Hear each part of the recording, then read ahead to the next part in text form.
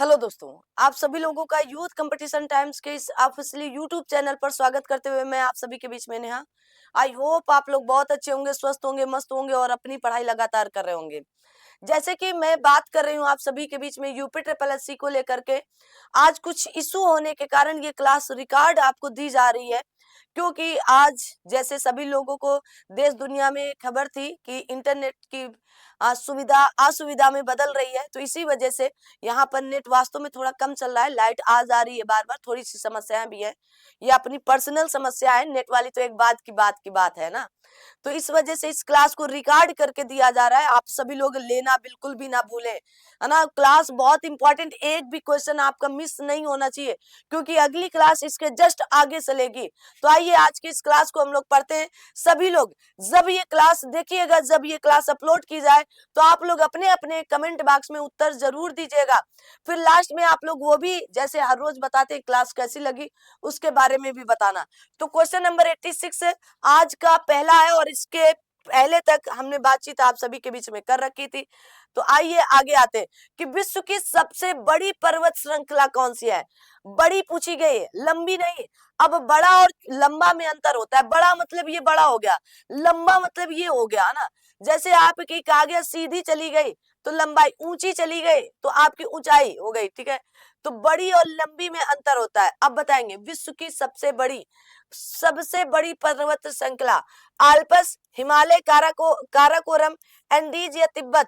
तो यहाँ पर असिस्टेंट अकाउंटेंट में पूछा गया क्वेश्चन था, तो आप लोग क्या कहेंगे? आई होप विश्व की सबसे बड़ी पर्वत श्रृंखला एंडीज मानी गई है। आगे दक्षिण अमेरिका महाद्वीप में स्थित है एंडीज पर्वत श्रृंखला, जो लगभग 7,000 किलोमीटर के आसपास बड़ी है या फैली हुई है। रॉकी पर्वत उत्तरी अमेरिका में है, जो लगभग 4800 किलोमीटर के आसपास है। हिमालय जो आपका एशिया में है, लगभग आपके 2400 किलोमीटर के आसपास है। ये किलोमीटर बताए गए, मीटर नहीं। महान डिवाइडिंग श्रृंखला जो ऑस्ट्रेलिया में है, वो लगभग 3700 किलोमीटर के आसपास है। ट्रांस आपके अंटार्कटिका महाद्वीप में है, जो लगभग 3500 किलोमीटर के आसपास है। तो कृपया करके इन्हें क्रम पर, है ना, संध्या जी जरूर याद करके रखिएगा, ठीक है। आपके लिए वास्तव में इंपॉर्टेंट है, आप इन्हें याद करके जरूर रखें। बाकी सभी लोग, बाकी सारे हमारे प्रिय दोस्त मित्र स्टूडेंट्स और हमारे बिट्टू जी, चौहान जी, रवि जी, जितने लोग, रविंद्र जी, है ना, टारगेट भाई, जो लोग क्लास देख रहे हैं, रवि भैया जी, जिनका जिनका मुझे नाम याद आ रहा है, वो सभी लोग इसके लिख करके, याद करके, कमेंट बॉक्स में कमेंट करके आगे बढ़ते हैं। कहा गया आपके मरुद्वीप संबंधित है ग्लेशियर से, रेगिस्तान से, द्वीप से या पर्वत से। असिस्टेंट अकाउंटेंट में कुछ पूछा गया क्वेश्चन है। 87 का सही उत्तर यहाँ पर क्या होगा? तो मरुद्वीप नाम से पता चल रहा है रेगिस्तान से संबंधित है। किससे? रेगिस्तान से। तो कहा गया मरुद्वीप का संबंध रेगिस्तान से है। मरुभूमि के चारों ओर पानी तथा जंगल कम पाए जाते हैं। मरुभूमि कहा गया या आपके मारुभूमि का क्षेत्र काफी बड़ा होता है तथा जानवरों तथा यहाँ इंसानों के लिए निवास स्थान बहुत कम होता है। कहा गया आपके मरुभूमि रेगिस्तानी इलाकों में व्यापार और परिवहन मार्गों के लिए कम महत्वपूर्ण होते हैं। अब मरुस्थल वाले क्षेत्रों पर आप क्या परिवहन या व्यापार कर पाएंगे क्या? मतलब होंगे, थोड़े बहुत तो होते हैं, लेकिन बहुत रेयर केस में, कम होते हैं। कहा गया मरुस्थलीय क्षेत्रों में वायु अपर्दन होता है, क्योंकि मिट्टी को पकड़े रहने के लिए कोई पेड़ पौधे नहीं होते हैं। शुष्क भूमि में ये होने का कारण है। अब बताएंगे अति चराई, वन आग, वन रोपण या इनमें से कोई नहीं। तो सही उत्तर आप सभी के बीच में क्या जाएगा, उसके बारे में आप सभी लोग यहाँ पर कमेंट बॉक्स में क्वेश्चन नंबर 88 के बारे में बाद में बताइएगा, क्योंकि ये आपकी लाइव क्लास नहीं है। तो क्या कहेंगे? अति चराई। क्या बोलोगे? अति चराई। तो मरुस्थलीय क्षेत्रों में वायु अपर्दन होता है, क्योंकि मिट्टी को पकड़े रहने के लिए कोई पेड़ पौधे नहीं होते शुष्क भूमि में। या होने का कारण क्या होता है? अति चराई, ठीक है। जब अति चराई होती है तब। कहा गया भूमि के ऊपर से वनस्पतियों के हटने से उस पर वायु क्रिया तीव्र होती है और वायु अपर्दन की समस्या उत्पन्न होती है। वायु अपर्दन की समस्या मुख्यतः मरुस्थलीय क्षेत्रों में होती है, परंतु अति चराई के कारण या क्रिया शुष्क भूमि में भी होने लगती है। भूमि से वनस्पतियों के हटने के कारण वायु अपर्दन और मृदा अपर्दन दोनों का संकट उत्पन्न हो जाता है। तो वायु अपर्दन, अगर हवा चल रही है तो तब भी अपर्दन होगा, और आपके मृदा अपर्दन तो हो ही रहा है भाई, हवा चल रही है तो वायु अपर्दन हुआ, और मृदा अपर्दन मतलब मिट्टी उड़ गई वहां से। ठीक है, आगे आते हैं। अब आता है झील और जलप्रपात के बारे में। किसके बारे में? तो आप देखेंगे झील और जलप्रपात। ठीक है, तो लेक और वाटरफॉल के बारे में हम लोग विश्व के देखने जा रहे हैं। आइए देखते हैं, निम्नलिखित में से कौन कौन पृथ्वी का सबसे बड़ा अंतःस्थलीय जल निकाय है? अंतःस्थलीय जल निकाय है, इनमें से कोई नहीं। सुपीरियर झील, कैस्पियन सागर या आपके बैकाल झील। अब ये जो 3 झीलें लिखी हैं, इनके अलग अलग विशेषताएं। सुपीरियर झील विश्व की सबसे बड़ी मीठे पानी की झील है, जो अमेरिका और कनाडा की सीमा पर है। कैस्पियन सागर झील, या आप कह सकते हैं कि विश्व का या पृथ्वी का सबसे बड़ा अंतःस्थलीय जल निकाय कौन सा है? कैस्पियन सागर है। बैकाल झील सबसे गहरी झील, मेरा काल दिख रहा है बैकाल, तो सबसे गहरी झील आपके रूस वाले क्षेत्र पर पड़ता है। यूपी ट्रिपल एससी पेट 2022 में पूछा गया क्वेश्चन है। पृथ्वी का सबसे बड़ा अंतःस्थलीय जल निकाय कैस्पियन सागर है। इसकी सीमा किससे किससे लगती है? कैस्पियन सागर की, जरा याद करके रखना। कैस्पियन सागर ये क्या है? आपके कैस्पियन सागर है। क्या होगा? कैस्पियन सागर। तो आप कहेंगे तुर्कमेनिस्तान, अजरबैजान, रूस, ईरान, कजाकिस्तान से लगती है। यह क्षेत्रफल की दर से विश्व की सबसे बड़ी झील है। सुपीरियर झील अमेरिका तथा कनाडा की सीमा पर स्थित है। यह विश्व में मीठे पानी की सबसे बड़ी झील है। मीठे पानी का मतलब ये नहीं है कि इसमें चीनी या शक्कर घुली हुई है। मीठे पानी का फ्रेश वाटर, पीने योग्य पानी या पीने योग्य जल, क्या योग्य जल की बात कही गई है, फ्रेश वाटर की बात कही जा रही है। यहाँ पर क्या बोलोगे? फ्रेश वाटर की बात कही जा रही है। ये नहीं कि इसमें सुपीरियर झील में कई बोरा ले जा करके हम लोगों ने या आप लोगों ने या अमेरिका और कनाडा वालों ने चीनी या गुड़ डाल दिया, शक्कर डाल दिया ना रे बाबा। हाँ, आगे क्या गया? बैकाल झील रूस में स्थित है। यह विश्व की सबसे गहरी झील है। बैकाल दिख रहा है मुझे, अपना काल दिख रहा है। आगे आते हैं, निम्नलिखित में से कौन सा सतह पर जल संसाधन का एक उदाहरण? सतह पर किसकी बात कही? सतह पर, झील का, कुआं का, समुद्र का या टैंकर का? अरे टैंकर मत बता देना प्रभु जी, हाँ टैंकर मत बता देना। आप लोग क्या बोलोगे? आप कहेंगे झील का है। किसका है? झील का है। ठीक है, किसका होगा? झील का होने वाला है। ओके, आगे आ जाओ। आगे झील सतह पर जल संसाधन का एक उदाहरण है। जल एक प्राकृतिक संसाधन है जिसको एक बार उपयोग के बाद पुनः संशोधन कर उपयोग योग्य बनाया जा सकता है। जल का सर्वाधिक उपयोग सिंचाई में 70%, उद्योग में 23% और घरेलू एवं अन्य में आपका 7%। तो सबसे ज्यादा किसमें लगता है? सिंचाई में। सिंचाई करते हो ना, खेती की सिंचाई, अन्य सिंचाइयां भी होती हैं। उद्योग में, जैसे आप बड़े बड़े कोई व्यापार या उद्योग कर रहे हैं, है ना, या मशीनरीकृत है तो वहां पर पानी लगता है। घरेलू, खान पान और आपके दिनचर्या में जो पानी लगता है तो 7% पानी लगता है। ठीक है, आगे। विश्व का सबसे ऊंचा झरना स्थित है कनाडा में, गुयाना में या वेनेजुएला में या ऑस्ट्रिया में? जरा बताएंगे क्या? अभी आज की करंट अफेयर में भी मैंने इसकी बात की है। अब बताएंगे कहां पर होगा? कहां पर? वेनेजुएला, है ना, तेल निर्यातकों के लिए जाना जाता है वेनेजुएला। वेनेजुएला की राजधानी काराकस होगी। आगे आते हैं। विश्व का सबसे ऊंचा झरना एंजिल झरना है, जिसकी ऊंचाई आपके 979 19 या आप कह सकते हैं 979 मीटर है। क्या आगे आपके कना इमा राष्ट्रीय उद्यान बोलीवर में स्थित है, वेनेजुएला में। कहां पर? वेनेजुएला में है। ठीक है, अगर पूछ लिया जाए कि एंजिल जलप्रपात या एंजिल वाटरफॉल्स किस नदी पर है, चलो बता दो किस नदी पर है, तो आप कहेंगे चूरुन नदी पर है। चूरुन नदी, चूरुन नदी किसकी सहायक नदी है? किसकी सहायक नदी है, ये कमेंट करना है आपको। आपको हम अभी बता देंगे, कोई टेंशन नहीं है ना।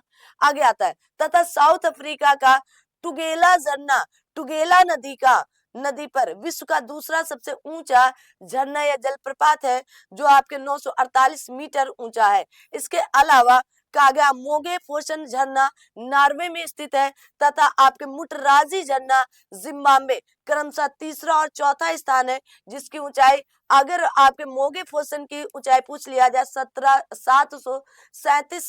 773 मीटर तथा आपके मुटराजी झरने की बात की जाए 762 मीटर ऊंचा है।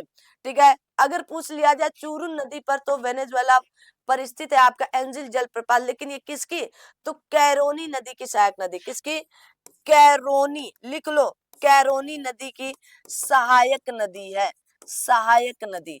ठीक है, तो कभी कभी आपके अगर एंजिल जलप्रपात आता है कि किस नदी पर है, तो कभी तो आपके सुरुन आता है जो सबने याद रखा है, और कभी कभी कैरोनी याद आता है, पूछा जाता है एग्जाम में या एग्जामिनर के द्वारा, तो दोनों नदियां पूछी जाती, तो दोनों नदियां आपको क्या करना है, याद करके रखना है। आगे आते हैं, निम्नलिखित में से कौन सा दुनिया में सबसे ज्यादा ऊंचाई वाला झरना है, कहा गया आपके कि मुटराजी झरना, मोंगे झरना, टुगेला झरना या एंजिल झरना। अब तो आप सही उत्तर दे ही ले जाओगे, 979 मीटर ऊंचा स्थित है, कहां पर, तो आप कहेंगे वेनेजुएला में, कहां पर, वेनेजुएला में।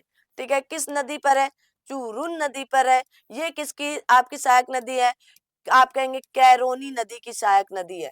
ठीक है, तो कहां पर है, एंजिल जलप्रपात। उसके बाद पूछा जाए तो टुगेला झरना होगा आपका। आगे आते हैं, अब आता है भूकंप और ज्वालामुखी, कहा गया अर्थक्वेक और आपके वोल्केनो। ठीक है, तो वोल्केनो के बारे में अब अगर आपसे पूछ लिया जाए कि ज्वालामुखी कितने प्रकार की होती हैं, वैसे ज्वालामुखी ही क्या होता है, सबसे पहले तो यही प्रश्न बनता है कि मैडम से ज्वालामुखी क्या होता है, जरा इसके बारे में आप बता देंगे क्या। तो अगर मैं कहूं कि ज्वालामुखी वह छिद्र या दरार है जिससे धरातल के नीचे से, किसके, धरातल के नीचे से गैसें, राख, तरल, अन्य पदार्थ, अन्य तरह के पदार्थ निकलते हैं, आदि या लावा निकलता है, उसी को हम लोग क्या कहते हैं, ज्वालामुखी कहा जाता है। पृथ्वी के धरातल तक पहुंचते हैं, नीचे से आते हैं और पृथ्वी के धरातल तक जो पहुंचते हैं उसी को हम लोग क्या कहते हैं, ज्वालामुखी कहा जाता है। भूकंप तो सभी लोग जान रहे हैं, है ना, कि भूकंप के बारे में भी बताने की जरूरत होगी, बताएंगे। भूकंप की घटना प्रायः धरातल के नीचे घटित होती है, परंतु प्रत्येक भूकंप समान गहराई पर उत्पन्न नहीं होते। जिस स्थान पर भूकंप की घटना प्रारंभ होती है उस स्थान को भूकंप मूल या अप कहा गया, उसी को आप अवकेंद्र कहते हैं। ये कहां पर होता है, धरातल के नीचे होती है, लेकिन हर भूकंप की तुलना एक समान नहीं होती कि ये भूकंप आए तो ये वो फलाना। अगर पूछिए जो भूकंप मूल होता है जहां से उत्पन्न, उसे अवकेंद्र कहा जाता है। ये हो गई भूकंप की बात। आइए तो पहला देखते हैं भूकंप की निम्नलिखित में से कौन सी तरंगे सबसे ज्यादा विनाशक विनाशक होती हैं, पी तरंगे, सतही तरंगे, एस तरंगे या इनमें से कोई नहीं। अब बताएंगे आप में से सही उत्तर क्या होने वाला है। तो आप देखेंगे कि भूकंप की कई प्रकार की तरंगे होती हैं, जैसे पी तरंगे होती हैं, है ना, इन्हीं को प्राथमिक तरंगे या प्रधान तरंगे भी कहा जाता है।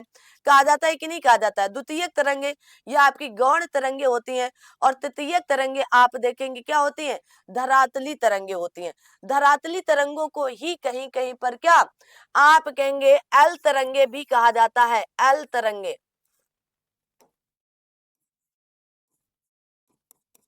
क्या कहते हैं, एल तरंगे। तो सबसे खतरनाक कौन सी तरंगे होती हैं, एल तरंगे होती हैं वास्तव में।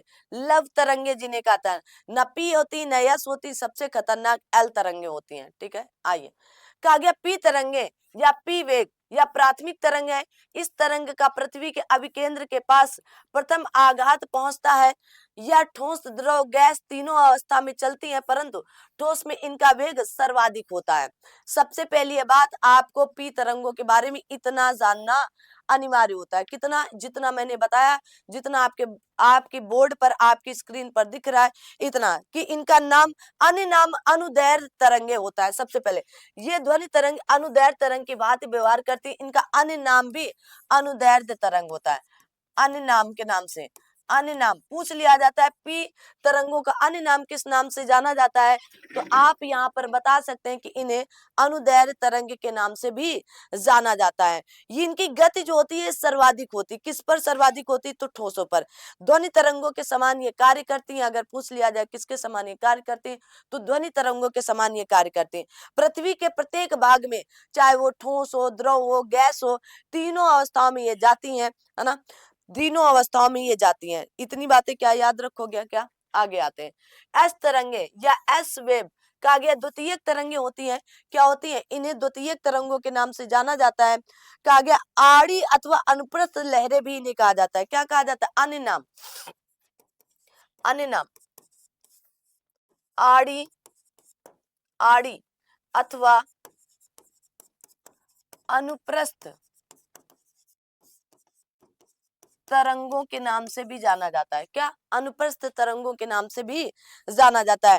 ठोस में गमन किंतु तरल द्रव माध्यम से होकर गुजर नहीं पाती हैं। ये प्रकाश तरंगों के समान काम करती हैं। ये किसके तरंग? ये ध्वनि तरंगों के समान काम करती हैं। ये प्रकाश तरंगों की समान, प्रकाश तरंगों के समान कार्य करती हैं। याद कर लेना, ये जो आपको बता रहे हैं बहुत बड़े बड़े एग्जामों में, यदि ये आपकी ध्वनि तरंगों के समान, ध्वनि तरंगों के समान कार्य करती हैं, समान कार्य करती हैं, कार्य करती हैं।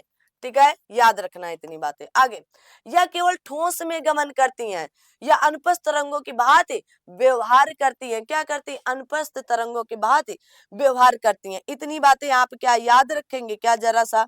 तो आप कहेंगे बिल्कुल मैडम जी, है ना। प्राथमिक तरंगों से अधिक तथा धरातली तरंगों में प्रभाव क्या होता है? प्राथमिक तरंगों से अधिक लेकिन धरातली तरंगों से कम। अब आता है सतही तरंग, कहा गया सरफेस वेव। इसकी उत्पत्ति धरातली तरंगे, धरातली चट्टान एवं भूगर्भिक तरंगों के मध्यम आगे अन्योन्य क्रिया से होती है। यह केवल क्षैतिज तल पर गमन करती हैं तथा सर्वाधिक विनाशकारी होती हैं। आयोग ने इस प्रश्न का उत्तर ए या पी तरंगे माना था, जो कि गलत था पूर्णतया। क्या था? उसे आप गलत ठहरा सकते हैं क्योंकि वास्तव में वो गलत था उत्तर। ठीक है, क्या कह सकते हैं कि वो उत्तर आपका गलत था। ठीक है, तो प्राथमिक तथा द्वितीयक तरंगों की अपेक्षा कम और इन्हें अन्य नाम लंबी तरंगों के नाम से जाना जाता है। किस नाम से जाना जाता है? तो लंबी तरंग। अगर पूछ लिया जाए तो लंबी तरंग, तरंग के नाम से इन्हें जाना जाता है। ठीक है, भ्रमण पृथ्वी का धरातली भाग है, तो मैंने बता ही दिया आपके भ्रमण। पृथ्वी का पूरा चक्कर लगाकर आदि केंद्र पर पहुंचना, पृथ्वी का पूरा चक्कर लगाकर कहां पर पहुंचती? आदि केंद्र पर, आदि केंद्र पर पहुंचना इनका काम है। ठीक है, इसलिए विनाशकारी होती है। और सर्वाधिक विनाशकारी कौन सी होती है? यही होती है, सर्वाधिक विनाशकारी होती है। याद रखना, आयोग कभी कभी अपनी मनमानी कर लेता है। आ जाओ, इनमें से कौन सा टेक्टोनिक प्लेट के मूवमेंट या शिफ्ट या कारण होता है? जहां ये टेक्टोनिक प्लेट मिलते हैं, चक्रवात, बाढ़, भूस्खलन या भूकंप। अब बताएंगे सही उत्तर क्या होने वाला है। आप में से जितने लोग हैं सही उत्तर का चयन करना यहाँ पर स्टार्ट कर दीजिएगा। कितने लोग बताने वाले हैं? आइए सही उत्तर का उत्तर देने का प्रयास करेंगे। क्या बोलोगे? भूकंप। क्या होता है? भूकंप। ठीक है, क्या बोलेंगे? भूकंप होता है। ठीक है ना, न चक्रवात, न बाढ़, न भूस्खलन। कहा गया भूकंप का अर्थ होता है पृथ्वी का कंपन या एक प्राकृतिक घटना है जिससे जिसमें ऊर्जा के निकलने के कारण तरंगे उत्पन्न होती हैं, जो सभी दिशाओं में विस्तृत होकर भूकंप उत्पन्न करती हैं या प्लेटों के संचलन या आपके शिफ्टिंग के कारण उत्पन्न होती है। आगे आते हैं। अगला आपका है कि भूकंप को रिकॉर्ड करने के लिए निम्नलिखित में से किस उपकरण का इस्तेमाल किया जाता है? अब बताएंगे। कहा गया सिस्मोग्राफ का, सोनोग्राफ का, या आपके स्पेक्ट्रोग्राफ का, या आपके कहा गया सिस्मोग्राफ का। अब बताओगे सही उत्तर क्या होने वाला है? सही उत्तर क्या होगा?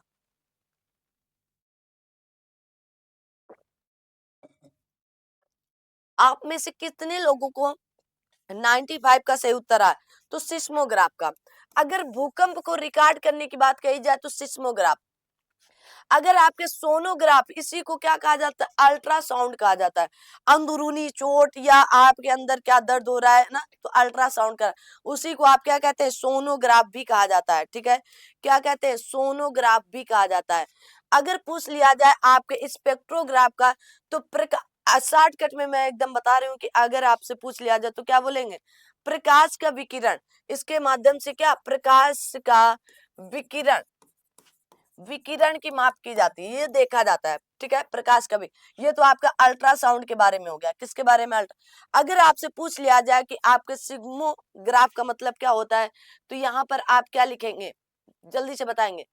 सिग्मोग्राफ का मतलब संचलन करना। ठीक है, आगे आते हैं। कहा गया है कहा गया आपके भूगर्भ शास्त्र की एक विशेष शाखा है जिसमें भूकंपों का अध्ययन किया जाता है, जिसे सिस्मोलॉजी कहलाता है। जबकि जिन उपकरणों द्वारा भूकंपी तरंगों की तीव्रता मापी जाती है उन्हें सिस्मोग्राफ कहते हैं। इसके 3 स्केल होते हैं। पहला कहा गया आपके राशि फेरल स्केल, दूसरा मार्केली स्केल और तीसरा रिएक्टर स्केल। सबसे महत्वपूर्ण यहाँ पर रिएक्टर स्केल होती है। भूकंप की तीव्रता या ऊर्जा मापने के लिए प्रयोग किया जाता है। रिएक्टर स्केल का विकास अमेरिकी वैज्ञानिक चार्ल्स रिएक्टर द्वारा 1935 में किया गया था।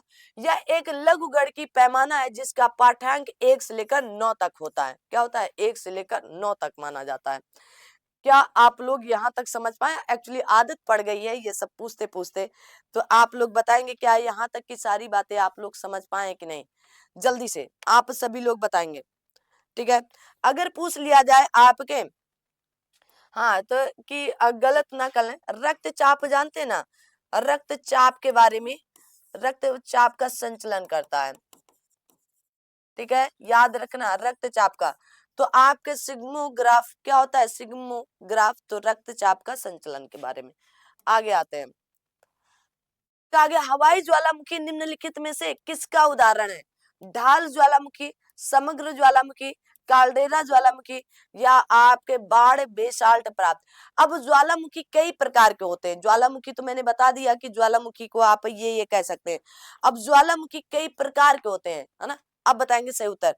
तो आपका प्रसुप्त ज्वालामुखी, सक्रिय ज्वालामुखी और मृत ज्वालामुखी होते हैं। कौन कौन से ज्वालामुखी होते हैं? तो आप कहेंगे सक्रिय ज्वालामुखी भी होते हैं, प्रसुप्त। अब सक्रिय कौन होता है घर पर आपके? सबसे ज्यादा सक्रिय कौन होता है? माता होती है आपके, है ना, माता होती है कि किसी किसी के घर में पिता होते हैं, जो हर समय इसलिए नहीं चिल्लाते हैं कि आप कुछ करें, बल्कि इसलिए चिल्लाते हैं ताकि आप सही से करते रहें ना। ये नहीं चाहते हैं कि आज बोला है तो कल नौकरी लग जाए, बल्कि सही दिशा में चलते रहें। फिर उनमें से एक प्रसुप्त ज्वालामुखी होता है जो कभी कभी विस्फोट करता है। सक्रिय मतलब वो हर रोज कुछ ना कुछ टांट मारता ही रहेगा ना। उनमें माता भी हो सकती, पिता भी हो सकते हैं, भाई भी हो सकते हैं, बंधु भी हो। और कुछ प्रसुप्त कभी कभी टांट आएगा, लेकिन जब आएगा तो लंबा चौड़ा आने वाला। और मृत, आपसे मृत ज्वालामुखी मतलब उद्गार बंद हो गया है एकदम ना, इसमें विस्फोट बंद हो गया, लेकिन बड़े खतरनाक होते हैं ये, क्योंकि बंद तो हो गया, वो कौन होते? आप होते हैं, है ना। कभी अगर बाई चांस फट गए तो ऐसा फटेंगे कि फिर माता पिता के बारे में भी एक बार सोचने में घबराना, माता पिता भी सोचेंगे मेरा बेटवा ऐसा है क्या। तो हवाई ज्वालामुखी, तो आप कहेंगे ढाल ज्वालामुखी का उदाहरण है। किसका? ढाल ज्वालामुखी का। कहा गया हवाई ज्वालामुखी ढाल ज्वालामुखी का उदाहरण है। ढाल ज्वालामुखी एक प्रकार का ज्वालामुखी है जो पूरी तरह से द्रव प्रवाह से बना होता है। ढाल ज्वालामुखी 3 प्रकार के ज्वालामुखियों में से ढाल क्षेत्र की दृष्टि से सबसे बड़ा है। ढाल ज्वालामुखी में बेसाल्टिक लावा, राख और चट्टान की तुलना में कहा गया कम चिपचिपा होता है। एक और घटना जो ढालों को इतने बड़े होने की अनुमति देती उसे लावा ट्यूब कहा जाता है। क्या कहा जाता है? लावा ट्यूब के नाम से इसे जाना जाता है। ठीक है, अगर पूछ लिया जाए कि आपके सबसे अधिक सक्रिय ज्वालामुखी कौन है वर्तमान में, जल्दी से बताएंगे। वर्तमान में संसार का सर्वाधिक सक्रिय ज्वालामुखी कौन सा है? जल्दी से आप सभी लोग कमेंट बॉक्स में उत्तर देंगे। अगर पूछ लिया जाए आपसे कि विश्व का सबसे ऊंचा सक्रिय ज्वालामुखी कौन सा होगा, बताएंगे, कमेंट करो। माउंट एटना, जिसे यूरोप का सबसे सक्रिय ज्वाला, कहाँ का? यूरोप का। यूरोप का सबसे सक्रिय ज्वालामुखी माना जाता है। यह निम्नलिखित में से किस देश में है? तो यूरोप में कौन सा देश होगा? पुर्तगाल का गया आपका, पुर्तगाल, स्पेन, ग्रीस, इटली। अब आप क्या कहेंगे? बोले सही उत्तर क्या होगा? आप में से कितने बच्चे ऐसे हैं जो इसका सही? माउंट एटना है ना, इटली के सिसिली में है क्या? इटली के सिसिली में है क्या? कमेंट करो भाई, इटली के सिसिली में है क्या? कहां पर होगा? आप कहेंगे बिल्कुल मैडम जी इटली में ही है। कहां पर? इटली में है। तो आप कहेंगे माउंट एटना जिसे यूरोप का सबसे सक्रिय ज्वालामुखी माना जाता है, वह इटली देश के सिसिली द्वीप पर स्थित है। इसकी कुल ऊंचाई आप कहेंगे 3350 मीटर है। या आल्पस पर्वत के दक्षिण में स्थित सबसे ऊंची चोटी भी मानी जाती है, आल्पस पर्वत के दक्षिण में। ठीक है, तो आप क्या कहेंगे? सक्रिय ज्वालामुखी क्या होंगे भाई? तो आप कहेंगे प्रायः विस्फोट तथा उद्भेदन का होते रहना, मुख सदैव खुला रहना, समय समय पर लावा, धुआं तथा अन्य पदार्थों का उद्भेदन होना। वर्तमान में संसार का सर्वाधिक सक्रिय ज्वालामुखी लिख लो। अगर मैं आपसे कहूं कि वर्तमान में, आप लिखेंगे वर्तमान में, वर्तमान में संसार का क्या आप कहेंगे? संसार का सर्वाधिक सक्रिय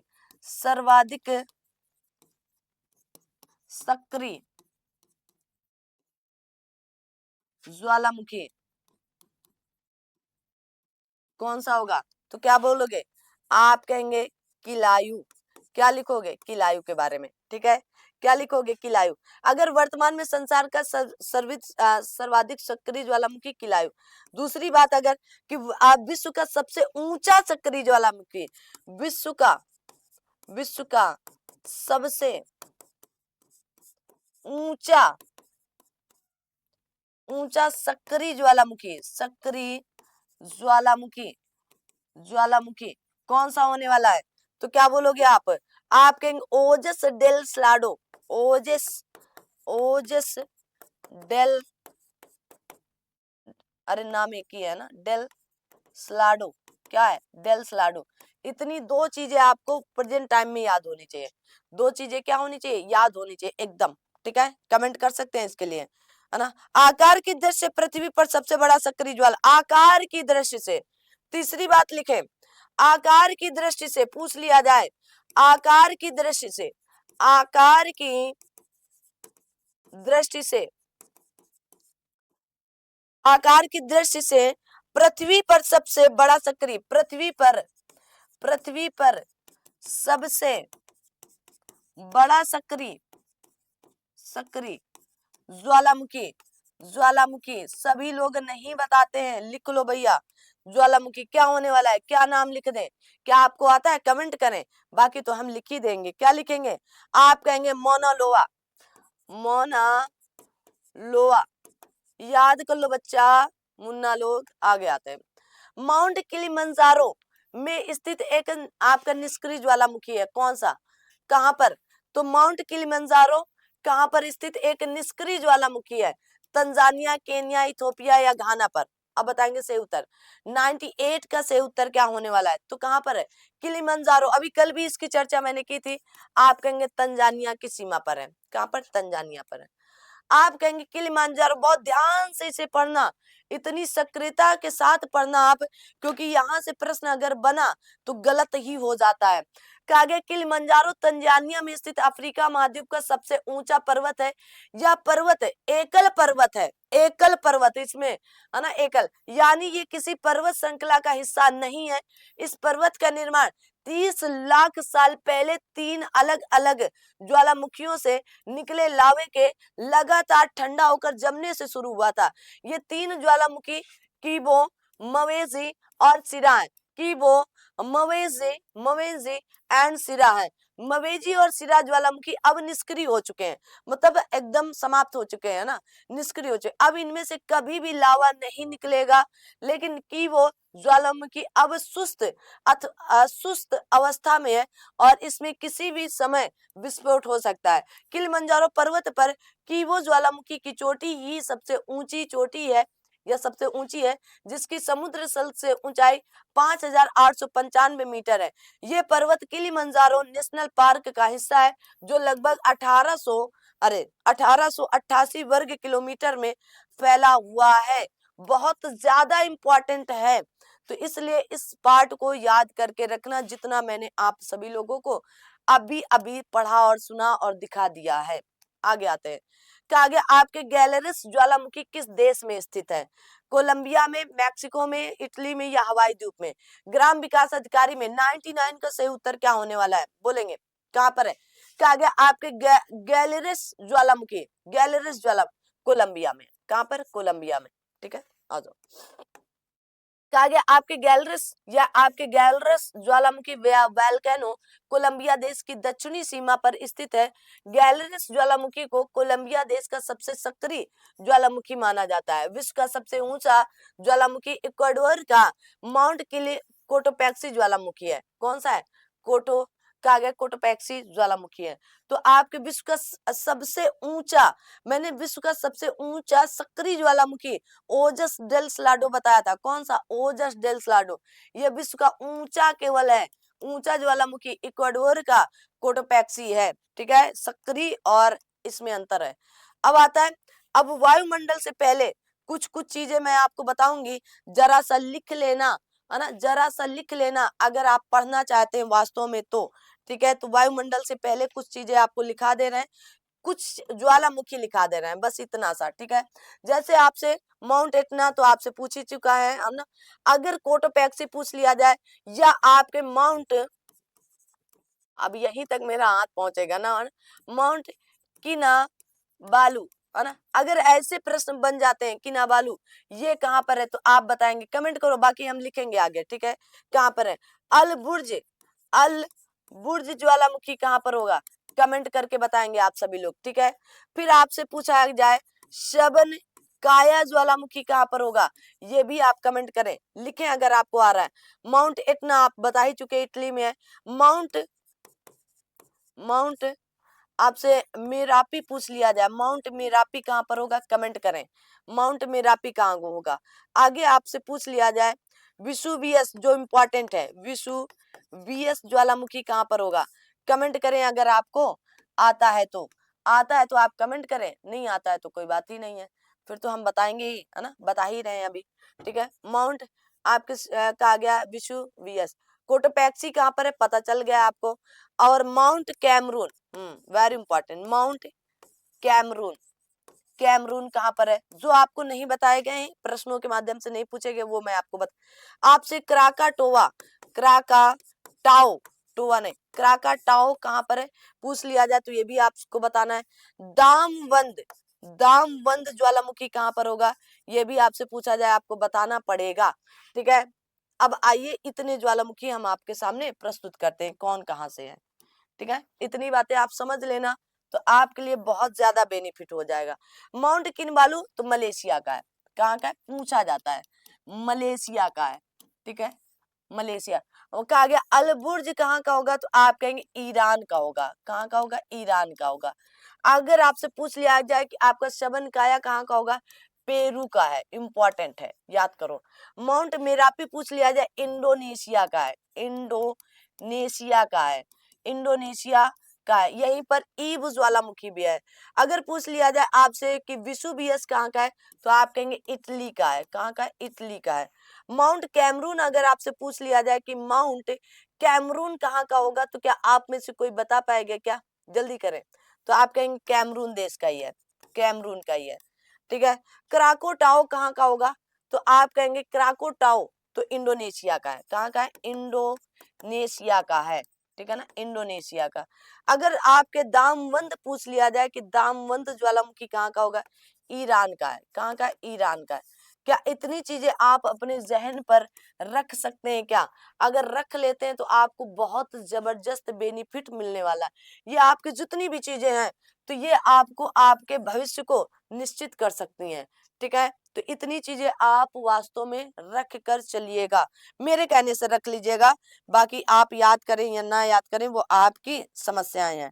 ठीक है, दामवंद किलिमंजारो मैंने बता दिया कहाँ का है, तंजानिया का है। किलिमंजारो कहाँ का है? तंजानिया का है। ठीक है, इतना याद रखना। ओके, माउंट शाइस्ता, शाइस्ता पूछ लिया जाए, माउंट शाइस्ता, माउंट शाइस्ता तो ये अमेरिका का है। कहाँ का है? अमेरिका का, संयुक्त राज्य अमेरिका का है। ठीक है, आइए आगे बढ़ते हैं। अब आता है वायुमंडल। क्या आता है? वायुमंडल।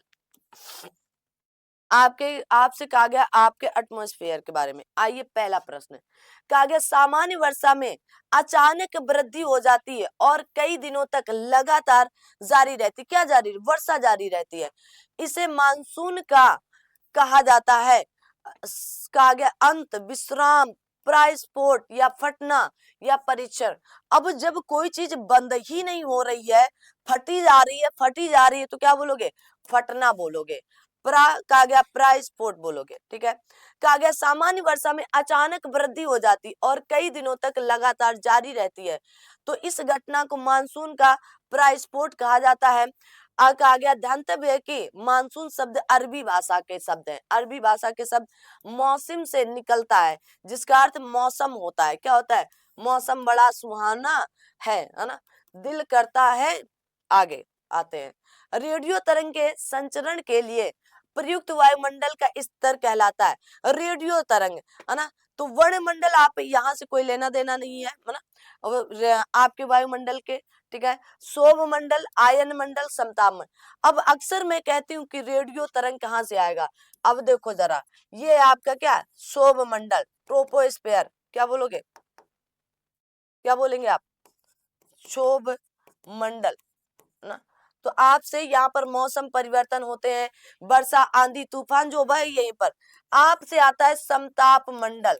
समताप मंडल में आप देखेंगे, बार बार ये बात बताते ताकि आप भूले ना, है ना। यहाँ पर आपके वायुयान वगैरह उड़ाए जाते हैं।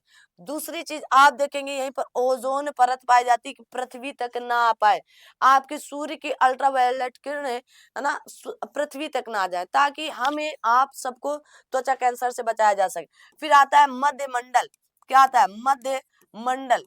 और मध्य मंडल से आप देखेंगे जो आपके सौर मंडल से आए हुए तारे होते हैं या टूटे हुए तारे, यहीं से रगड़ खाते खाते आते हैं और आपके मध्य मंडल में जल जाते हैं। जो अध जले रह जाते हैं वो पृथ्वी तक आ जाते हैं, और पृथ्वी पर ये क्या करते हैं? गड्ढा बनाते हैं, और जब बारिश वगैरह होती है तो आपका पानी भर जाने से ये क्रेटर झील बन जाती है। इसी का नाम दिया गया क्रेटर झील, जैसे महाराष्ट्र की लोनार झील। फिर आता है आपका आयन मंडल। आयन मंडल से आपके रेडियो संचरण या आपका जो टेलीफोन फोन करते हो आप, ये सब कहाँ से होते हैं? आयन मंडल से होते हैं। फिर आपका आता है वायु मंडल, यहाँ पर उपग्रह वगैरह स्थापित किए जाते हैं। तो क्या बोलोगे यहाँ पर से उत्तर? आप कहेंगे आयन मंडल। किससे? आयन मंडल से होता है। ठीक है, इतनी बात समझ पाए? ये क्रम याद कर लेना जरा सा, ये इंपॉर्टेंट है। धरातल से 60 से लेकर 640 किलोमीटर की ऊंचाई तक विस्तृत वायुमंडल के भाग को आयन मंडल कहा जाता है। ऊंचाई के साथ इस मंडल में तापमान की वृद्धि होती है। आयन मंडल में सबसे नीचे स्थित डी लेयर होता है, जिससे विद्युतीय एवं चुंबकीय तरंगे परावर्तित होती रहती है। आयन मंडल की सबसे ऊपरी परत से सभी प्रकार की रेडियो तरंगे परावर्तित होती रहती है। कहाँ से? आयन मंडल से। वायु का लगभग कितना भाग ऑक्सीजन है? वायु का 1/5, 1:5, 1:4, 2:3 या 2:5। गणना प्रवेशक में पूछा गया प्रश्न है, बताएंगे सही उत्तर क्या होगा?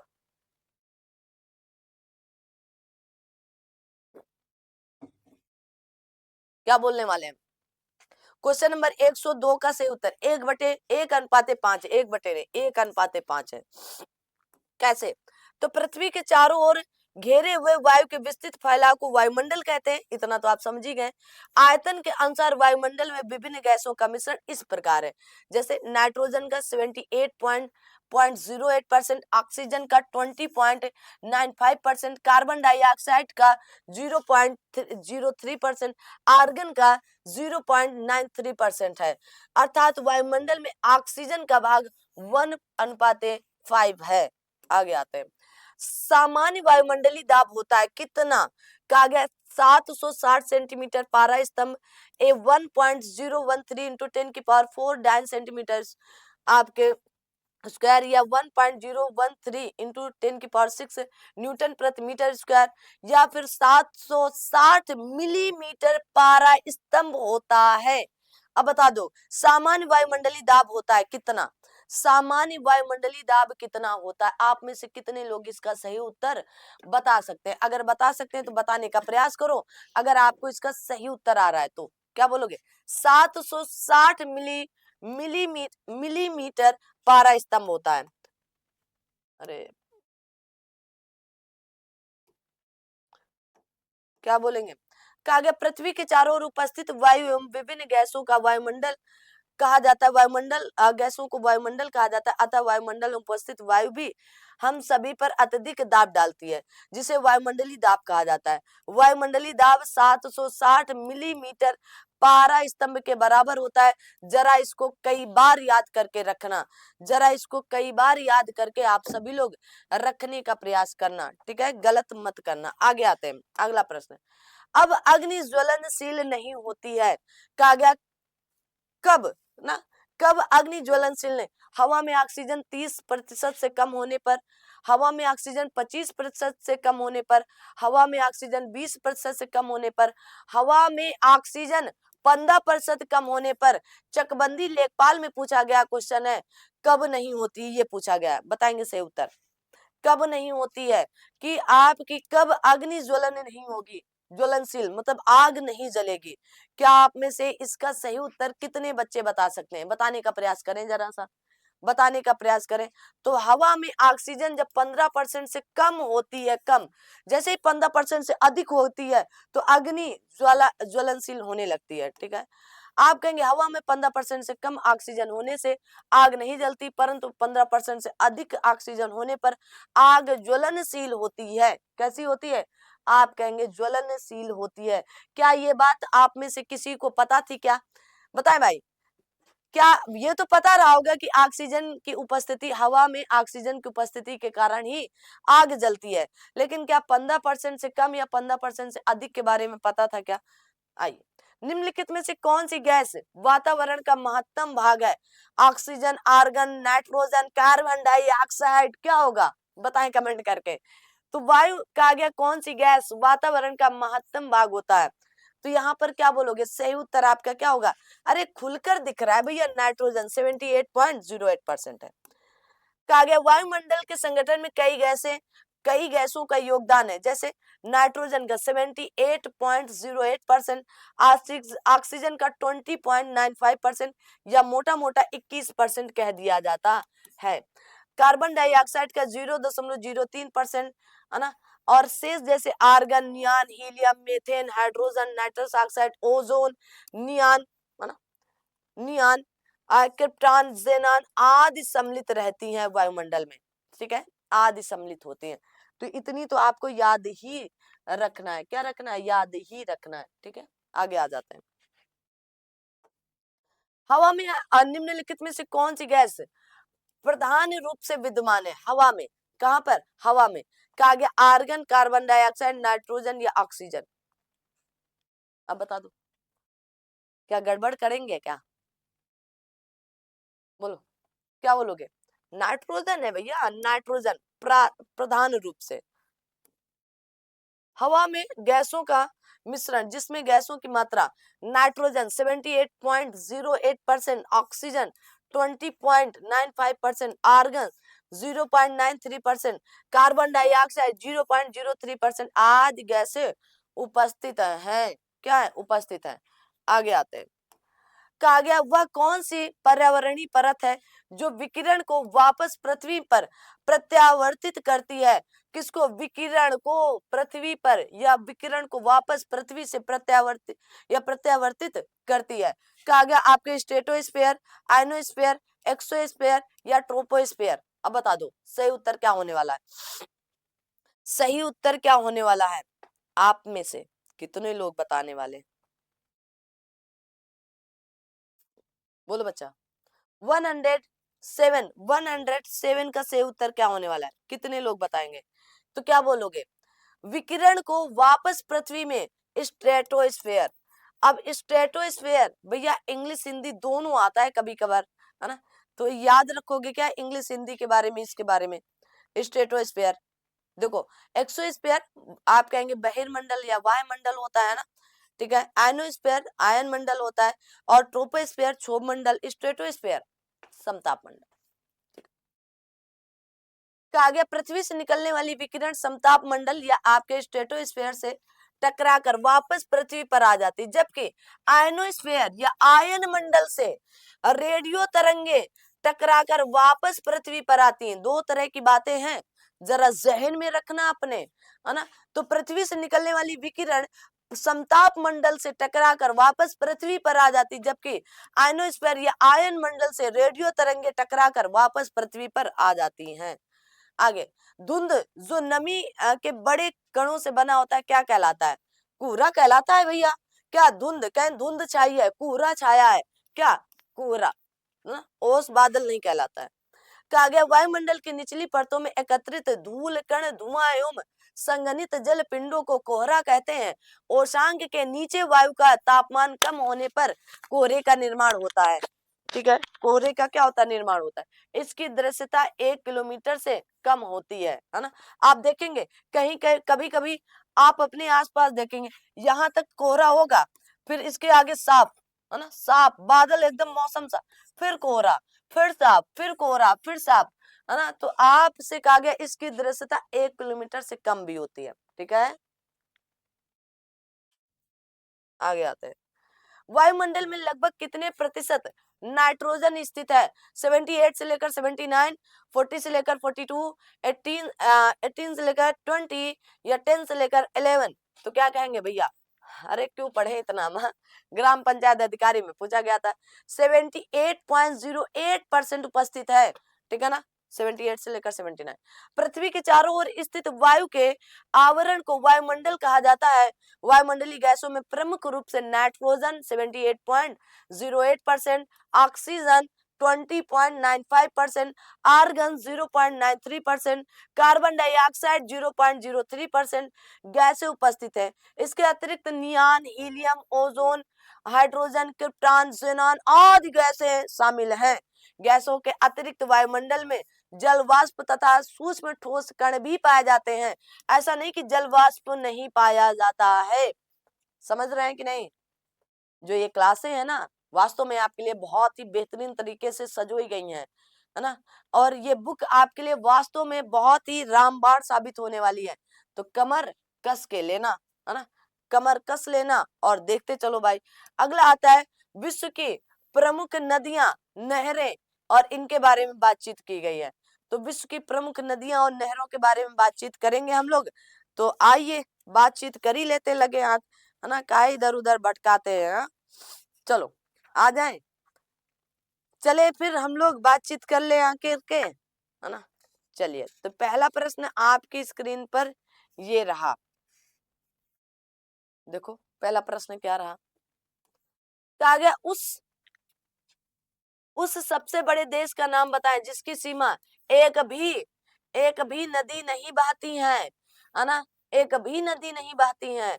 संयुक्त अरब अमीरात से, सऊदी अरब से, कुवैत से, लीबिया से। बता दो भैया कहां से? क्वेश्चन नंबर 110 का सही उत्तर क्या होगा? बता दो, क्वेश्चन नंबर 110 का सही उत्तर क्या होने वाला है? बोलेंगे। देखो बहुत से देश हैं, ऐसे कई देश हैं जहां से आपके क्या नदियां ही नहीं, मतलब प्रमुख नदियां नहीं, जैसे हमारे यहाँ प्रमुख नदियों के रूप में गंगा को कहा जाता है, गंगा मानी जाती है ना, इस तरह। तो आप क्या कहेंगे? सऊदी अरब से। कहां से? सऊदी अरब से। क्या आगे? सऊदी अरब विश्व का सबसे बड़ा नदी विहीन देश है। विश्व में 17 ऐसे अन्य देश हैं, अन्य देश भी हैं जहां कोई भी नदी नहीं बहती, जैसे ओमान, कतर, है ना, जिबूती। क्या होता है? Djibouti, Oman, Qatar, Djibouti, Kuwait, है ना। कहा गया आपके कोमोरोस। ठीक है, यहाँ से आपकी नदियां नहीं बहती हैं। लीबिया में है लेकिन थोड़ी सी कम दिखाई देती है ना, बहुत छोटी छोटी है। कौन सी नदी पूर्वी चीन सागर में बहती है? मेकांग, पर्ल, गंगा, आपके यांगसी। अब बताएंगे कौन सी? पर्ल कहाँ पर है? चीन सागर जाएगी क्या? यूडीएलडी में पूछा गया था, आरओ यारो में। आरओ यारो का प्रश्न है बच्चा, कहाँ का? आरओ यारो का। तो पर्ल कहाँ की है? चीन के दक्षिण में बहती है ना, चीन के दक्षिण में बहती है पर्ल। ठीक है, अरे ये नहीं, इसके बारे में। तो कहा चीन के दक्षिण में यांगसी। कौन सी? यांगसी नदी।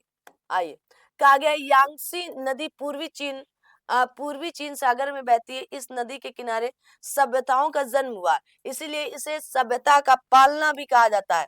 अगर पूछ लिया जाए सभ्यता का पालना किस नदी को कहा जाता है तो क्या बोलेंगे आप? कहेंगे यांगसी नदी को कहते हैं।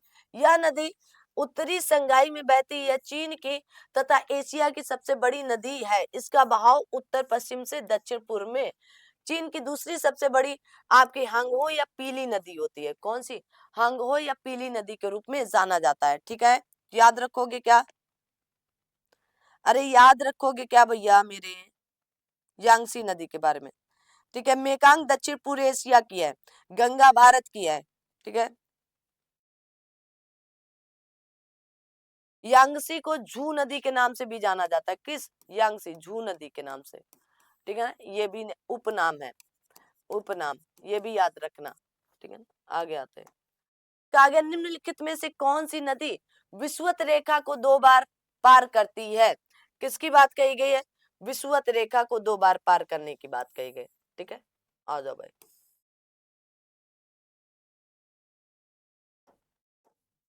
ये आपका क्या? विषुवत रेखा, इक्वेटर रेखा। ये क्या है? आपकी कर्क रेखा। ठीक है, और ये क्या होगी? आपकी मकर रेखा। चलो आ जाइए।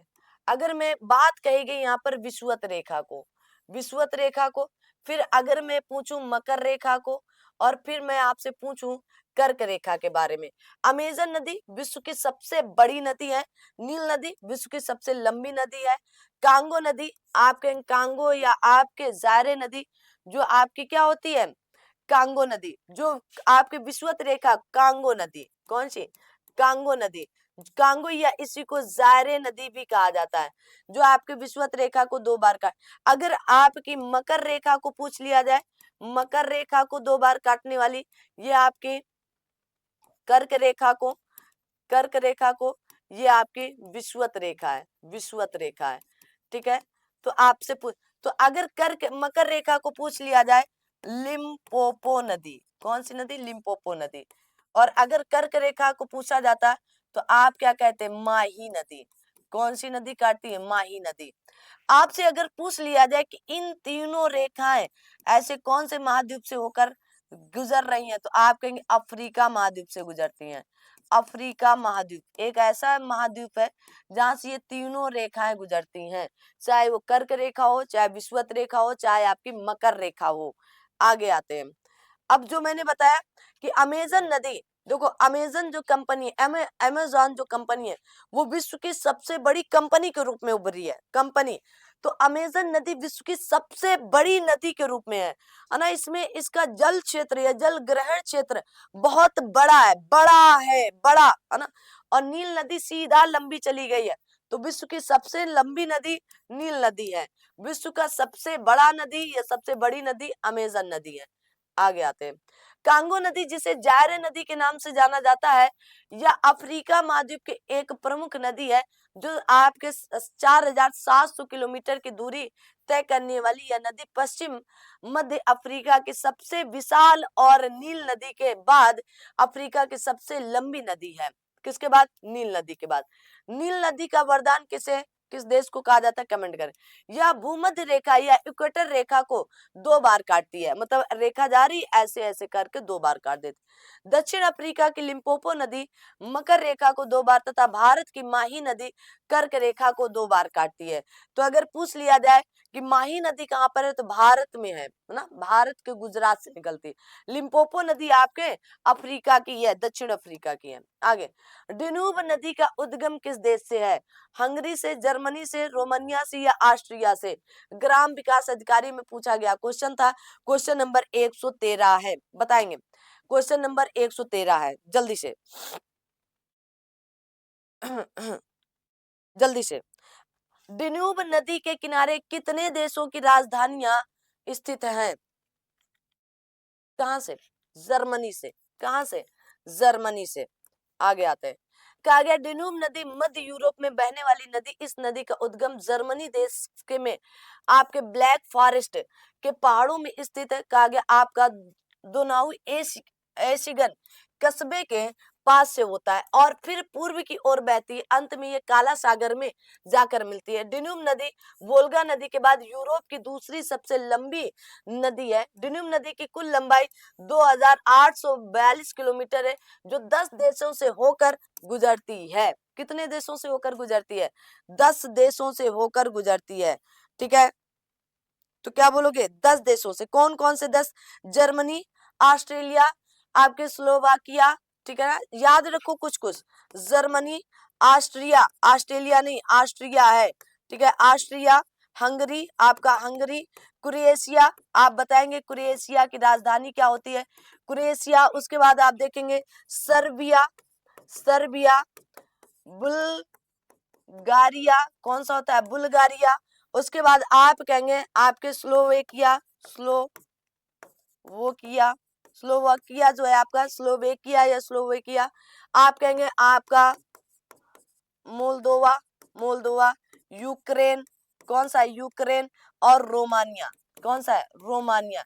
इन 10 देशों की राजधानियों से भी होकर गुजरती है। कौन से? डेन्यूब नदी, या आपके डेन्यूब नदी कहां पर जाती है? तो आपके काला सागर में जाकर के मिल जाती है, काला सागर में विलीन हो जाती है। कौन सी नदी? डेन्यूब नदी। ठीक है, कहां से निकलती है? जर्मनी के ब्लैक फॉरेस्ट से के पहाड़ों पर स्थित है। तो आप याद रखेंगे, है ना, Germany, Austria, Hungary, Croatia, Serbia, Bulgaria, Slovenia ना, आपके मालदोवा, यूक्रेन, रोमानिया। आगे आते हैं। विश्व के प्रमुख देश, राजधानी, मुद्रा, है ना, वर्ल्ड मेजर, आपके कंट्रीज कैपिटल और करेंसी के बारे में पूछा गया है क्वेश्चन। आइए देख लेते हैं हम लोग, है ना, आइए देख लेते हैं। आगे आते हैं। आगे निम्नलिखित में से कौन सी ओमान की राजधानी है? किसकी? ओमान की राजधानी है। मनामा, माले, मास्को या मस्कट। ओमान की राजधानी कौन सी है? क्वेश्चन नंबर 114, 114 का से मस्कट। क्या बोलोगे? मस्कट। अब ये किसकी राजधानियां है? आइए बात करते हैं हम आपके बीच में। मनामा बहरीन की, माले मालदीव की, मास्को रूस की, मस्कट ओमान की है। याद कर लो जरा सा अब जहन में रखना शुरू करें आप सभी लोग ना, क्योंकि बहुत पूछी जाती है।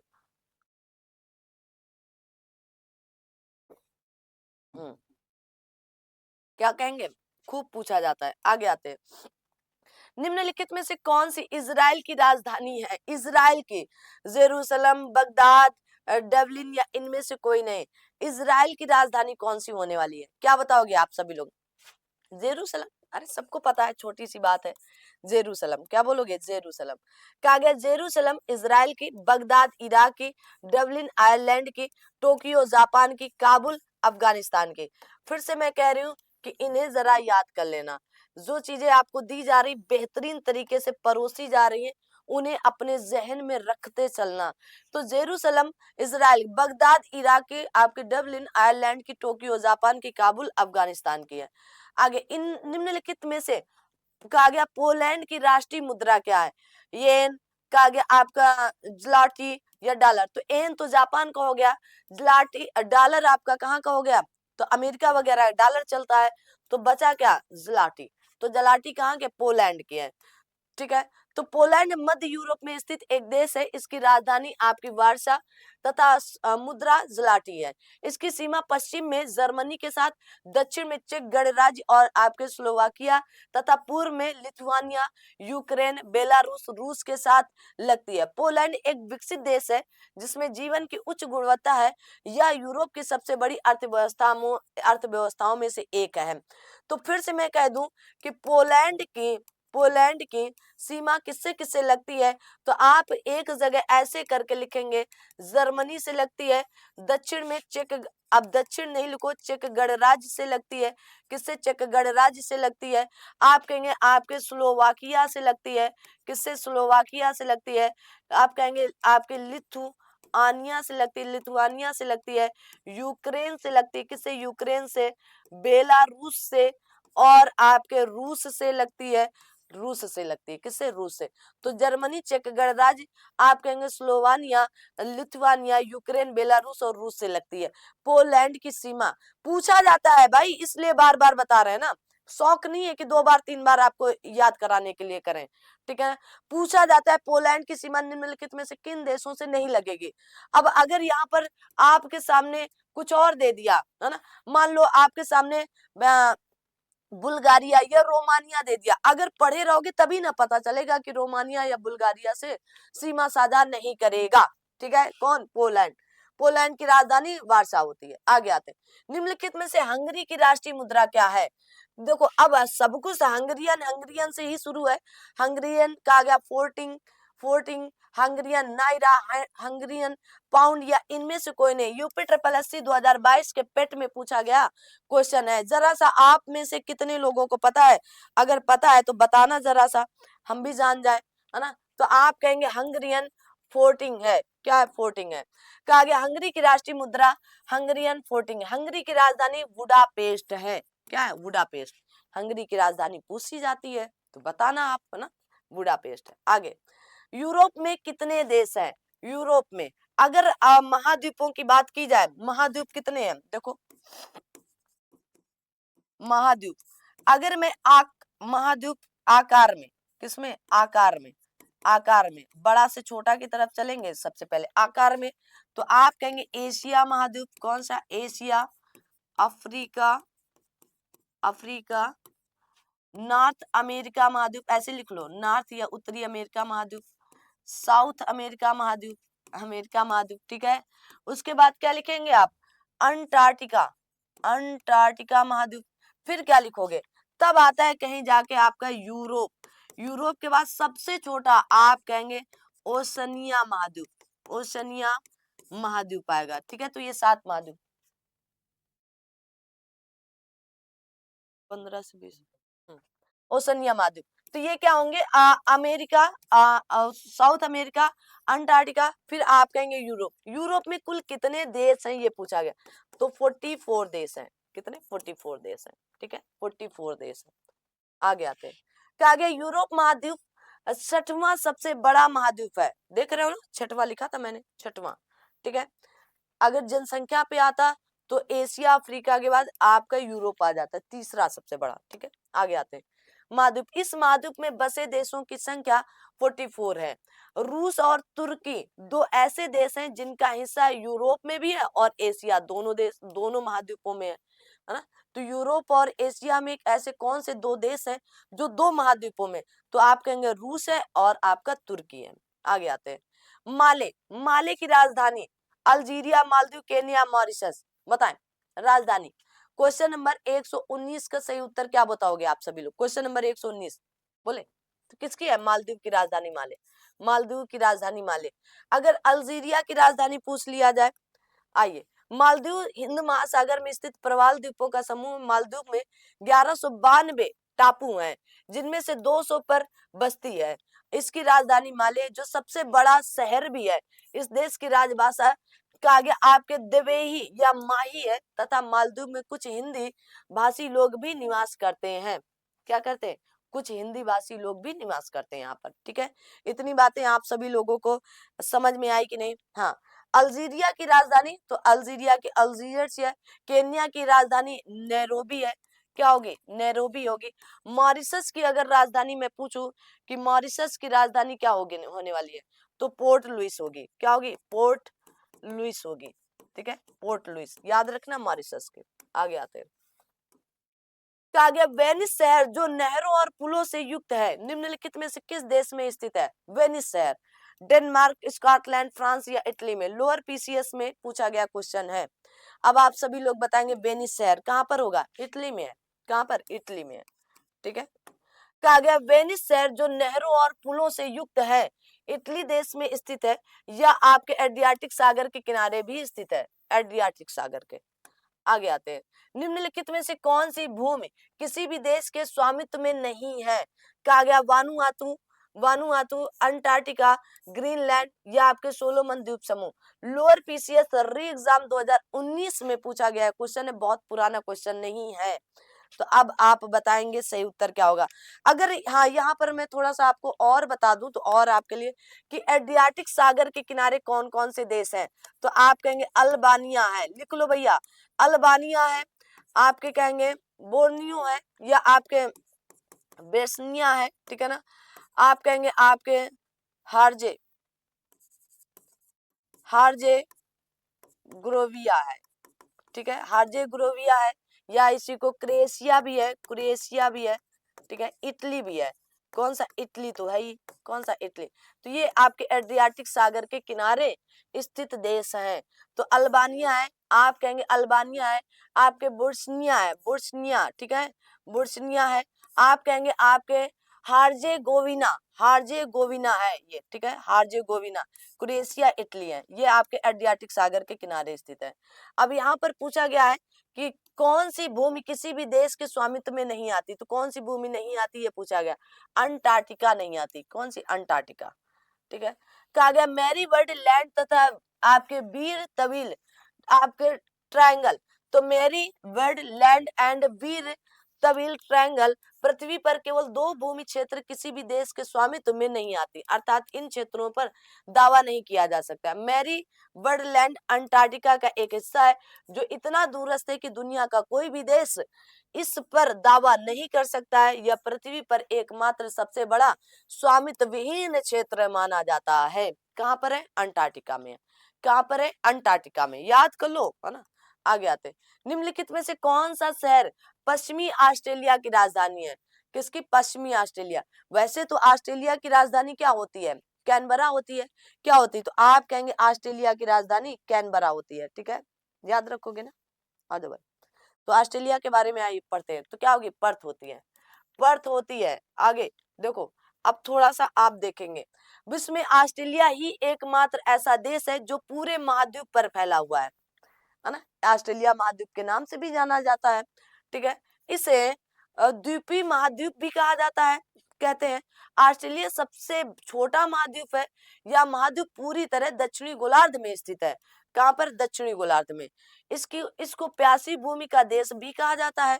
ऑस्ट्रेलिया की खोज 1768 में इंग्लैंड के कैप्टन कुक ने की थी।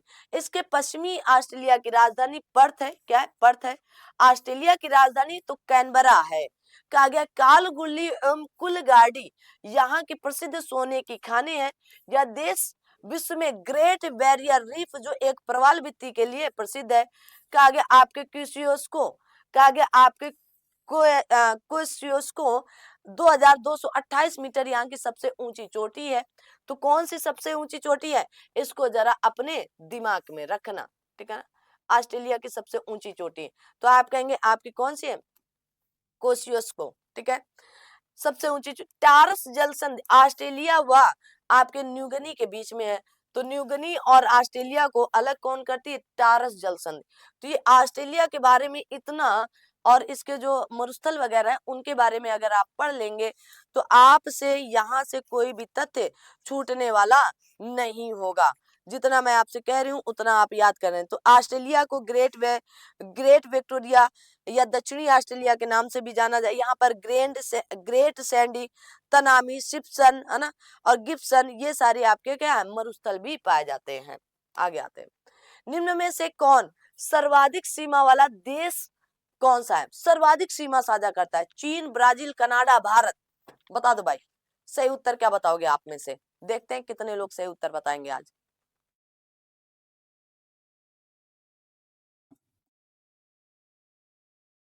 कितने लोग सही उत्तर बताएंगे? कितने लोग? क्या चीन हो सकता है? क्या ब्राजील हो सकता है? या क्या कनाडा हो सकता है? या भारत? भैया सबसे ज्यादा सीमा साझा करने वाला चीन ही है। कौन है? चीन। सर्वाधिक सीमाओं वाला देश चीन है। इसने जिससे 14 देशों की सीमा स्पर्श करती है। ये देश उत्तरी कोरिया, रूस, Mongolia, Kyrgyzstan, Kazakhstan, Tajikistan, Afghanistan, Bharat, Pakistan, Nepal, Bhutan, Myanmar, Laos तथा वियतनाम है। फिर से पढ़ लो जरा सा आप सभी लोग। तो सर्वाधिक सीमा साझा करने वाला देश पूछ लिया जाए कौन है, तो आप कहेंगे आपका चीन है। कौन सा है? चीन है। कितने देशों से सीमा साझा करता है? कुल 14 देशों से सीमा साझा करता है। ये उत्तर कोरिया से भी सीमा साझा करता है। किससे? उत्तर कोरिया से। उत्तर कोरिया, रूस, Mongolia, Kyrgyzstan, Kazakhstan, Tajikistan, Afghanistan, Bharat, Pakistan, Nepal, Bhutan, है ना, लाओस वियतनाम है। याद कर लो, एक बार नहीं कई बार पढ़ लेना, ठीक है। तो आप कहेंगे उत्तर कोरिया, उत्तर कोरिया, रूस, मंगोलिया, किर्गिस्तान, कजाकिस्तान, है ना, तजाकिस्तान और आपके अफगानिस्तान। इतने तान तान याद कर लो। फिर उसके बाद पाकिस्तान भी याद कर लो, भारत, पाकिस्तान, नेपाल, भूटान, लाओस, वियतनाम है। आगे आते हैं। दुनिया का सबसे छोटा देश नेपाल नहीं है, मालदीव नहीं है, श्रीलंका नहीं है, आप कहेंगे आपके वेटिकन सिटी है ना। ये एक स्वतंत्र देश है, एकदम छोटू सा देश है ना। तो वेटिकन सिटी है। आप कहेंगे Vatican city, Vatican city Europe महाद्वीप में स्थित है या पृथ्वी पर सबसे छोटा तथा स्वतंत्र देश है जिसकी क्षेत्रफल मात्र 44 या 44 हेक्टेयर या 108.7 एकड़ है ना। इतनी तो हमारे यहाँ किसी किसी के पास खेतियां होती है ना। आ जाओ, वेटिकन सिटी एक प्रकार से रोम नगर का छोटा सा भाग है। सन 1929 ईस्वी में एक संधि के अनुसार इसे स्वतंत्र राज्य स्वीकार किया गया था। आगे आते हैं। क्या गया, ग्रेनेडा एक बार फिर से आया है। अरेबियन सागर है, कैरेबियन सागर है, चीन सागर या उपयुक्त में से कोई नहीं है। 125 का सही उत्तर आप में से कितने लोग बताने वाले हैं? तो क्या बोलोगे, कैरेबियन सागर है। क्या बोलोगे, कैरेबियन सागर है। तो आप कहेंगे आपके ग्रेनेडा दक्षिण पूर्वी कैरेबियन सागर में स्थित ग्रेनेडियंस के दक्षिण में स्थित एक संप्रभु देश है जो आपके ग्रेनाडा द्वीप तथा 6 छोटे द्वीपों से मिलकर बना है। इस देश की राजधानी सेंट जॉर्ज है ना। किसकी? आप कहेंगे आपके ग्रेनेडा के। आगे आते हैं। स्वीडन की राजधानी का नाम बताओ भाई। अब ये तो आप लोग बता ही सकते हो, स्वीडन की राजधानी का नाम क्या होगा? बोलो भाई, स्वीडन की राजधानी का नाम क्या होगा? कितने लोग इस प्रश्न का सही उत्तर दे सकते हैं? तो क्या कहेंगे, स्टॉकहोम होती है। क्या? स्टॉकहोम। बर्न, लग्जमबर्ग, मैड्रिड किसकी है? आइए बता देते हैं। तो स्वीडन की राजधानी स्टॉकहोम, स्विट्जरलैंड की राजधानी बर्न, लग्जमबर्ग आप कहेंगे लग्जमबर्ग, स्पेन की राजधानी मैड्रिड है। ठीक है, तो याद कर लो भैया, याद कर लीजिएगा आप सभी लोग। राजधानियां तो पूछी ही जाती चाहे जो एग्जाम हो, है ना। आगे, इनमें से कौन सा यूरोपीय देश है? यूरोपीय देश, बुल्गारिया, सूडान, बेनिन या घाना। यूरोपीय देश के बारे में पूछा है, क्या आप बता पाओगे? क्या आपको लगता है सूडान होगा, बेनिन होगा, घाना होगा या बुल्गारिया होगा? यूरोपीय देश, अब बताएंगे सही उत्तर क्या होगा। अरे भाई एक ही है, बुल्गारिया। कौन सा है? बुल्गारिया। बाकी सब कैसे हैं? अफ्रीकी देश हैं। कहा गया बुल्गारिया एक यूरोपीय देश है, इसकी राजधानी सोफिया है, जबकि सूडान, बेनिन तथा घाना अफ्रीका महाद्वीप के देश हैं। आगे आते हैं। अजरबैजान जो कभी सोवियत संघ या यूएसएसआर का एक हिस्सा था, निम्नलिखित में से कौन सी उसकी राजधानी है? अजरबैजान।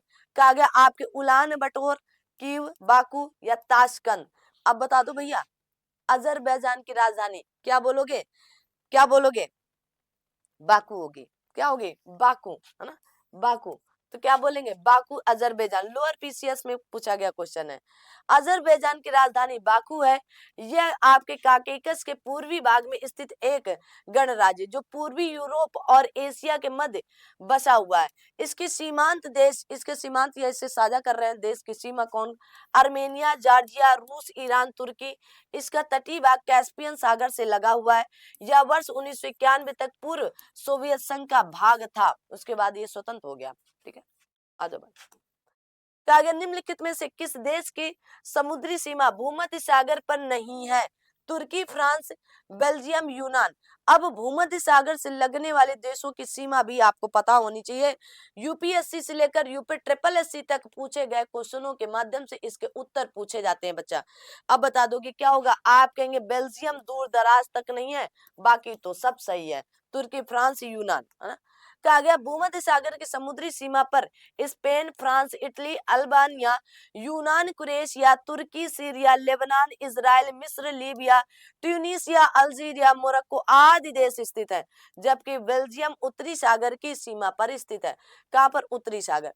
तो अगर पूछ लिया जाए कि भूमध्य सागर की समुद्री सीमा पर कौन कौन से देश हैं, तो Spain, France, Italy, Spain, France, Italy, Albania, यूनान, क्रोएशिया, तुर्की, सीरिया, तुर्की, सीरिया और लेबनान, इजराइल, मिस्र, लीबिया, ट्यूनिसिया, अल्जीरिया, मोरक्को आदि देश आपके स्थित हैं। आगे आते हैं, निम्नलिखित में से कौन सा एक अल्पाइन देश है? पोलैंड, इटली, स्पेन या यूनान? क्या बताएंगे आप में से कितने ऐसे लोग हैं जो बता पाएंगे? आपका पूछा गया अल्पाइन देश है, इटली है। कौन सा होगा? इटली होगा। ठीक है, आइए, तो आल्प्स पर्वत के आसपास क्षेत्रों में स्थित देशों को अल्पाइन देश कहते हैं। अल्पाइन देशों में प्रमुख देश ऑस्ट्रिया, जर्मनी, फ्रांस, इटली का आगे आपके लेचिस्ट, मोनाको, आपके स्लोवेनिया स्लोवेनिया और स्विट्जरलैंड है।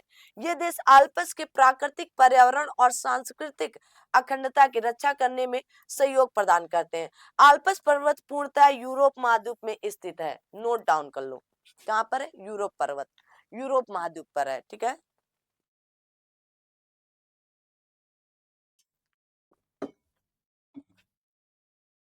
कहां पर है? यूरोप पर है। ओके, आगे आ जाए, आगे देखो, अब कहा गया ये देश है और ये राजधानियां है। तंजानिया, केन्या, आपके कहा गया नामीबिया, मोरक्को। अब बता दो भाई, है ना, कुछ कुछ की तो आपको आ रही है। तंजानिया की राजधानी क्या होती है? तो आप कहेंगे डोडोमा होती है, डोडोमा, है ना, इसी को डोडोमा कहा जाता है। ठीक है, केन्या क्या राजधानी? तो आप कहेंगे नैरोबी होती है। नामीबिया की राजधानी विंडहॉक होती है। मोरक्को की राजधानी रबात होती है। क्या? रबात होती है। तो ये आप मिलान कर लो, क्या सही होगा? मिलान करें, ए आंसर ए बन रहा है ना, 3 2 4 1, 3 2 4 1, A answer is right answer. ठीक है, आ गया। तंजानिया की राजधानी डोडोमा, केन्या की नैरोबी, कहा गया नामीबिया की विंडहॉक और मोरक्को की रबात, या इसी को रबात कहते हैं। कहा गया निम्नलिखित देशों में से किन देशों में भूमध्य सागर गुजर, अभी बताया भूमध्य सागर किन किन देशों से जाती है? Brazil, Zambia, Malaysia, Colombia, Kenya, Indonesia. Brazil, Sudan, Malaysia, Venezuela, Ethiopia, Indonesia. बता दो भाई सही उत्तर क्या होने वाला है। क्वेश्चन नंबर आप सभी के बीच में है 132, बताएंगे 132 का सही उत्तर क्या होगा? नाम बताया अभी, जस्ट भूमध्य सागर से गुजरती हैं, भूमध्य सागर से, अरे अरे भूमध्य रेखा से, सॉरी, भूमध्य रेखा से गुजरती हैं। ये है भूमध्य रेखा से कौन कौन से देश गुजर रहे हैं। तो सबसे पहले आप देखो, केन्या अगर दिख जाए, केन्या, युगांडा, ये केन्या और युगांडा, ध्यान से इनको देखना, इसी से प्रश्न बन जाता है। तो इंडोनेशिया से जाएगी, केन्या से भी जाएगी, कोलंबिया से भी जाएगी, 13 देशों से होकर गुजरती है। तो स्थल एवं जल पर भूमध्य रेखा या इक्वेटर लाइन कुल 13 देशों से होकर जाती है, जिसमें साओ टोम और प्रिंसिप, गैबन या इसी को गैबन, कांगो गणराज्य, कांगो लोकतांत्रिक गणराज्य, Uganda, Kenya, Somalia, Maldives, Indonesia, Kiribati, Ecuador, Colombia, Brazil है। फिर से पढ़ो भाई, है ना, तो Brazil, Colombia, Ecuador, Kiribati, Indonesia, Maldives, Somalia, Kenya, Uganda, Congo लोकतांत्रिक गणराज्य, कांगो गणराज्य, आपके गैबन। अब कभी कभी इनको केवल एक ही माना जाता है, ठीक है, इसलिए 12 हो जाती है, गैबन और आपके साओ टोम और प्रिंसिप है। ठीक है, प्रिंसिप। तो फिर से पढ़ लो, तो आपके भूमध्य रेखा से कुल कितने देश गुजरते हैं? तो 13 देश गुजरते हैं, जिनमें से ब्राजील, कोलंबिया, ये सरल तरीके से याद करने का तरीका है, इक्वाडोर, किरिबाती, इंडोनेशिया, मालदीव, आपके सोमालिया, केन्या, युगांडा, इतने तो याद कर लो कम से कम 10। 3 में आप कांगो कांगो 4 बच रहे हैं, तो कांगो कांगो 2 है, कांगो लोकतांत्रिक गणराज्य, कांगो गणराज्य है, गैबन है और आपका साओ टोम और प्रिंसिप है। ठीक है, याद कर लो, याद हो गए होंगे आई होप। एक आध बार और आप सुनेंगे पढ़ेंगे तो याद हो जाएंगे। आगे आते हैं, कहा गया निम्नलिखित में से कौन सा देश कुल क्षेत्रफल की दृष्टि से विश्व में 5वें स्थान पर है? क्षेत्रफल की दृष्टि से पूछा गया है, बताएंगे 5वें स्थान पर। ब्राजील, अर्जेंटीना, भारत या ऑस्ट्रेलिया? लोअर पीसीएस में पूछा गया 2016 में। अब बता दो 16 में पूछा गया क्वेश्चन है, तो सही उत्तर क्या होने वाला है? क्या बोलोगे? ब्राजील। क्या होगा? ब्राजील। ठीक है, 8वां अर्जेंटीना होता है। रूस, कनाडा, चीन। देखो अब कुछ कुछ अपडेट बुकों में रूस, कनाडा, अमेरिका, चीन ऐसे आ रहा है। रूस, कनाडा, अमेरिका, चीन, ठीक है, Brazil, Australia, Bharat, Argentina, Argentina, इसको अर्जेंटीना, ठीक है, अर्जेंटीना। अब देखो वास्तव में इस पर आप देखेंगे तो विवाद ही बना हुआ है ना, लेकिन विवाद इसलिए नहीं माना जाता है क्योंकि या तो पहला पूछता है, या तो पांचवा पूछता है, या तो छठवां, या तो सातवां, या तो आठवां पूछता है, तो विवाद खत्म हो जाता है। तो रूस, कनाडा, चीन, संयुक्त राज्य अमेरिका के बाद ब्राजील का पांचवा सबसे बड़ा देश है। इसका क्षेत्रफल आपके 85 इकाई, 10 सैकड़ा, 1000, 10,000, लाख, 10 लाख, तो 85,15,770 वर्ग किलोमीटर है। ब्राजील विश्व में सर्वाधिक कहवा उत्पादन के लिए उत्पादन करता है, इसी कारण इसे विश्व का कहवा पात्र भी कहते हैं, कहा जाता है। ब्राजील में स्थित कहा गया पालो या साओ पोलो कहवा की मंडी तथा आपके सेंटोस कहवा पत्तन के रूप में भी प्रसिद्ध है। तो कौन सा? सेंटोस, ठीक है, सेंटोस, सेंटोस कहवा पत्तन या बंदरगाह के रूप में भी प्रसिद्ध है। कहा गया आपके साओ पालो या साओ पोलो कहवा की मंडी है, कहां पर? ब्राजील में है, ठीक है। तो जो मैंने ये वाला भी बताया, आप देखेंगे RA, देखो CA,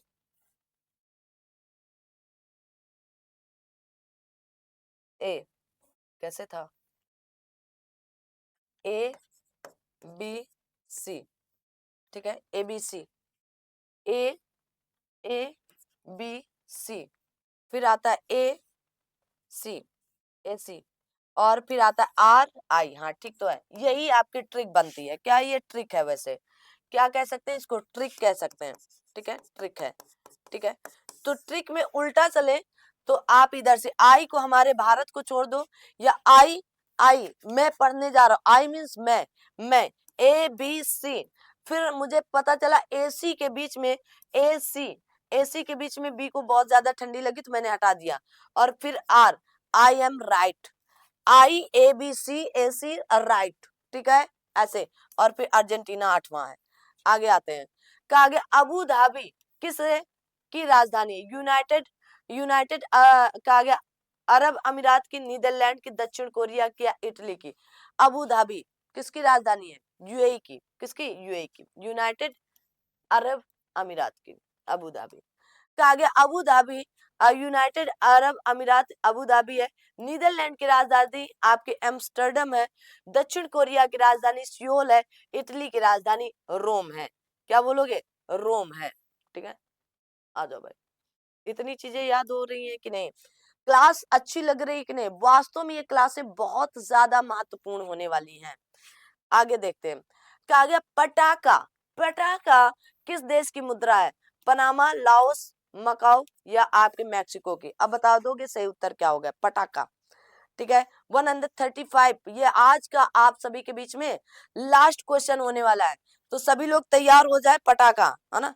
तो क्या बोलेंगे? पटाका कहाँ का है? बस ये पूछा गया है तो आप सभी लोग बताएंगे पटाका कहाँ का होने वाला है।